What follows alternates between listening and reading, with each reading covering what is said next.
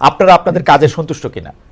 যে আপনাকে প্রথমে বলছি, জি, আমাদের কাজের ব্যাপারে আপনাকে প্রথমত দেখতে হবে আমাদের একটা প্রস্তুতি পর্বের ব্যাপারটা আছে, প্রস্তুতি প্রাক ব্যাপারটা, এটাকে বিবেচনায় নিতে হবে যে 5ই আগস্ট দেশ কোন অবস্থায় ছিল এবং 3 দিন সরকারবিহীন অবস্থায় দেশ ছিল। থাকার পরে 8 তারিখে সরকার গঠন হয়, আমি এতে আসি 12 তারিখে।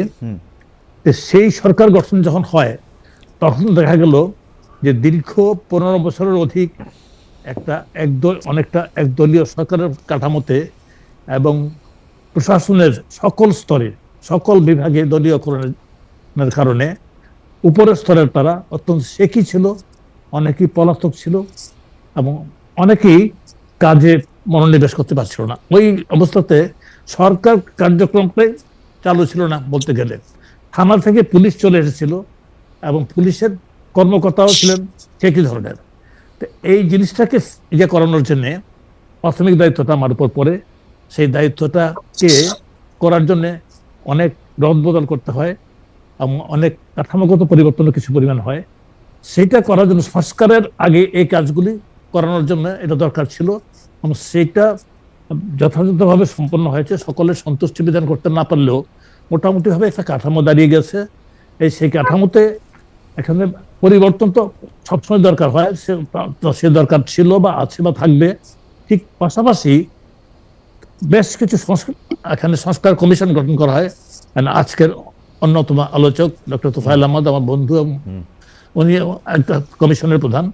এই সংস্কার কমিশনগুলি কাজ করছে, 2-1টা প্রতিবেদন দিয়েছে, বাকিগুলির জন্য সময়সীমা বৃদ্ধি করা হয়েছে এবং আশা করছি সহসায় দেবে। দেওয়ার পরে মাননীয় প্রধান উপদেষ্টা বলেছেন এগুলি নিয়ে যারা স্টেক হোল্ডার আছে, বিশেষ করে রাজনৈতিক দলগুলির সাথে উনি মত বিনিময় করবেন। মত বিনিময়ের পরে এই সংস্কার সম্পর্কে একটা সিদ্ধান্তে পৌঁছবেন। আমার তো মনে হয় যে আমরা যে অবস্থায় রাষ্ট্র কাঠামোকে পেয়েছিলাম, যদিও আমি ওই বিষয় সম্পর্কে আলোচনা না, তাই বলি যে আজকেও কিন্তু আমরা, যেহেতু খাদ্য ব্যবস্থাপনার দায়িত্বে আমি আছি, কিন্তু যখন আমরা এই সরকারের দায়িত্ব গ্রহণ করি তখন কিন্তু আমাদের অনেক জিনিস বাকিতে ছিল, বাকিতে কেনা ছিল দেখে আগে দিচ্ছিল না, সার দিচ্ছিল না, আমাদের তেল দিচ্ছিল না। এই অবস্থায় ছিল বৈদেশিক মুদ্রার অবস্থাটা, এমন নাজুক অবস্থায় ছিল, নেগেটিভ অবস্থায় ছিল। কিন্তু ধীরে ধীরে এই অবস্থাটা অনেকটা কেটে গেছে। আমরা এখন এলসি করতে পারছি, যদিও খুব ওপেন হ্যান্ডেড ভাবে করতে পারছি না। আমরা খাদ্য আমদানি করতে পারছি, আমরা বিদেশ থেকে বিভিন্ন জিনিস তেল আমদানি করতে পারছি, বিভিন্ন জিনিস করতে পারছি। আমার তো মনে হয় যে এই সময়ের মধ্যে যেটুকু অগ্রগতি হয়েছে এটা কিন্তু আদৌ মন্দ বলা চলে না। তবে প্রত্যাশার সাথে হয়তো অনেকে সামঞ্জস্যপূর্ণ নয়, কিন্তু আমি ব্যক্তিগতভাবে মনে করি যে আমরা এই অল্প সময়ের মধ্যে মোটামুটি ভাবে, অল্প সময় বলবো 5 মাস খুব বড় সময় না একটা জাতির জীবনের জন্য, এবং যে অবস্থায় দেশটা ছিল সেই অবস্থায় এটা আমাদের অর্জনটাকে আমি খুব কম মনে করছি না। এবং সংস্কার কমিশন দিয়ে প্রায় শেষ করে এসেছে। জি, আমার 2টা বিষয় আছে যে আপনারা কিভাবে কিরকম দায়িত্ব পালন করছেন সেটার ক্ষেত্রে। একটা প্রশ্ন হচ্ছে 5 আগস্টের পরিবর্তনের পর, শেখ হাসিনা পালিয়ে যাওয়ার পর আমলাতন্ত্রের মধ্যে প্রশাসনে এক ধরনের আতঙ্ক তৈরি হয়েছিল। 4-5 মাস পরে সেই আতঙ্ক এখন কেটেছে কিনা? অনেক দর্শকরা কিন্তু মন্তব্য করেছেন যে প্রশাসনের কর্মকর্তা কর্মচারীরা অন্তর্বর্তী সরকারকে সহযোগিতা করছে না। সরকারের একজন উপদেষ্টা হিসাবে আপনার অভিজ্ঞতা কেমন? আমার কিন্তু ব্যাপারটা মনে হচ্ছে যে এটা কারোর কাছে এটা মনে হতে পারে ব্যাপারটা, কিন্তু আমি যে কাঠামোটাকে নিয়ে কাজ করছি তারা সর্বাত্মক ভাবে আমার সহযোগিতা করছে। এবং আগে কিন্তু আমি প্রধান উপদেষ্টার সাথে ওনার দপ্তরে সংশ্লিষ্ট ছিলাম। অনেকগুলি মন্ত্রণালয়, প্রায় সবগুলি মন্ত্রণালয়ে আমাকে কিছু না কিছু দেখতে হতো। আমি কিন্তু সর্বাত্মক ভাবে সহযোগিতা পেয়েছি। আর সকল ক্ষেত্রেই যে কোনো সরকার যখন থাকে এই একটা অভিযোগ কিন্তু অনেক সময় দেখতে পেয়েছি। আমি যেহেতু আমলাতন্ত্রের সাথে ছিলাম, আপনিও অল্প সময় ছিলেন, আপনিও অতি অল্প সময় ছিলেন, এই জাতীয় একটা অভিযোগ কিন্তু আমলাতন্ত্রের সম্পর্কে অনেকেই করে থাকেন। কিন্তু ব্যাপারটা সর্বাংশে সত্য না, হয়তোবা কোনো কোনো ক্ষেত্রে হতে পারে, কিন্তু আমি কিন্তু কোনো ধরনের অসহযোগিতা কোনো ক্ষেত্রে আমি পাচ্ছি না। আমি দেখছি যে সকলেই সহযোগিতা করছে। স্যার, সরকারি চাকরির কথা যখন স্মরণ করাই দিলেন, আমি যে ব্যাচে জয়েন করছিলাম সে 20তম ব্যাচের অনেক বন্ধু আছেন, তাদের সঙ্গে আমার নানা ধরনের কথাবার্তা হয়। তো স্যার, এটা একটা অভিযোগ আকারে আপনারা বলবো যে অন্তর্বর্তী সরকার এসে প্রশ্নে যে রদ বদল, বদলি, পদোন্নতি, বহিষ্কার, চাকরিচ্যুতি, 15 বছরে বঞ্চিতদের ডাবল ট্রিপল প্রমোশন, সার্বিক বিষয়ে আপনার ভূমিকার কথা অনেকে বলছেন। গণমাধ্যমে এমন প্রতিবেদন এসছে আপনার কারণে, 2 রকম এসছে আর কি স্যার। একটা আসছে হইলো যে আপনার গুড বুকে যারা আসে তারা ভালো ভালো পদ পাচ্ছে, পদোন্নতি পাচ্ছে, পোস্টিং পাচ্ছে। আরেকটা এরকম প্রতিবেদন আসছে গণমাধ্যমে যে আপনার কারণে আওয়ামী লীগের সুবিধাভোগীদেরও প্রশাসনে পুনর্বাসন হয়েছে। এই ব্যাপারটাকে স্যার আপনি কেমন দেখেন? মানে এটা কি আপনি কোনো একটা সিস্টেমে ফেলছেন, নাকি স্যার আপনার কাছে যাকে মনে হয়েছে তাকেই আপনি সামনে আনতেছেন, পিছনে নিতেছেন? ব্যাপারটা কি স্যার এরকম কিনা? না, আমাকে এখানে ব্যাপারটা হচ্ছে ব্যক্তিগতভাবে যদি আপনি নেন, আমি সে ব্যাপারটা সম্পর্কে মানতে রাজি আছি। কারণ যখন একটা ভালো লোক বাছাই করতে বলা হচ্ছে, আমাকে দায়িত্ব দেওয়া হচ্ছে, সেকে অবশ্যই আমার পরিচিত বলয়ের মধ্যে ব্যাপারটা থাকবে। যেহেতু প্রশাসনের দীর্ঘদিন কাজ করেছি আমি অনেককেই চিনি যারা এই দায়িত্বটা সামলাতে পারবে। সবচেয়ে বড় কথা হচ্ছে, আপনি যদি 5ই আগস্টে আসেন বা 8ই আগস্টে আসেন, তখন কিন্তু সরকারের শীর্ষস্থানীয় কর্মকর্তা যারা ছিলেন, মন্ত্রিপরিষদ সচিব যিনি ছিলেন, উনি কিন্তু কার্যত উনি সচিবালয়েও যেতেন না, ওনার বাসভবনে মিন্টু রোডে উনি থাকতেন। আমরা কিন্তু ওনাকে নিয়ে যাই, যমুনাতে নিয়ে যাই, এবং উনি কাজকর্ম শুরু করেন। 8 তারিখে বসে উনি শপথ গ্রহণ অনুষ্ঠানটা পরিচালনা করেছেন কারো কারো অনুরোধে। সেই যে অবস্থাটা, তখন আমার সামনে যেটা ছিল, তারা এসে হালটা ধরতে পারবে।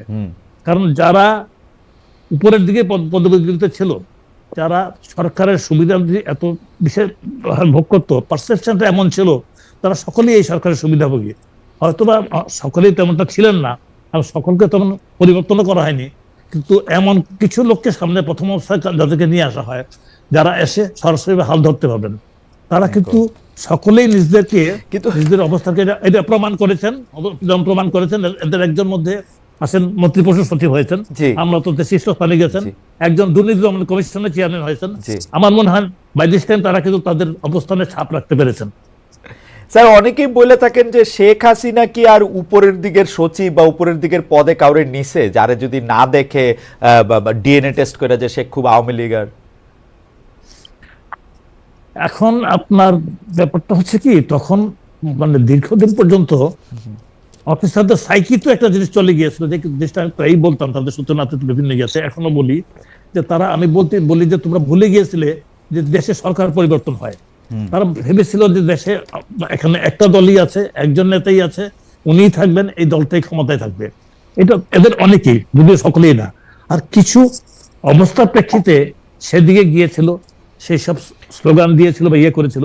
এখানে অন মেরিট দেখা গেছে যে যারা ভালো মেরিটের অধিকারী এবং যারা আসলে মানে ইয়েতে ইয়ে করে নাই, তারা তেমন ভাবে দলীয় ভাবে তারা দলীয় ক্যাডারের মতো কাজ করে নাই, তাদের ব্যাপারে কিন্তু কোনো ব্যবস্থা নেওয়া হয়নি, বরং তারা যোগ্য অবস্থাতে আছে। ফ্যান্টাস্টিক। আমি একটা প্রশ্ন বা একটু মন্তব্য করে আমি একটু প্রফেসর তোফায়েল আহমেদের কাছে যেতে চাই। আপনার কাছে এই মন্তব্য এবং প্রশ্নের ব্যাপারে আপনার মতামত আমরা শুনবো, হচ্ছে যে প্রফেসর তোফায়েল আহমেদকে শুনে এসে আমরা সমন্বয়কদের একজন জনাব সার্জিস আলমের এক ধরনের অভিযোগ শুনছি, আপনি কানে আসছে কিনা। জনপ্রশাসনে আছেন স্বয়ং প্রধান উপদেষ্টা, আছেন তার সহযোগী মাহফুজ ভাই, সরাসরি দায়িত্বের জায়গা থেকে প্রভাবিত করছেন আলিমা মজুমদার এবং তার পিএস আহসান কিবরিয়া।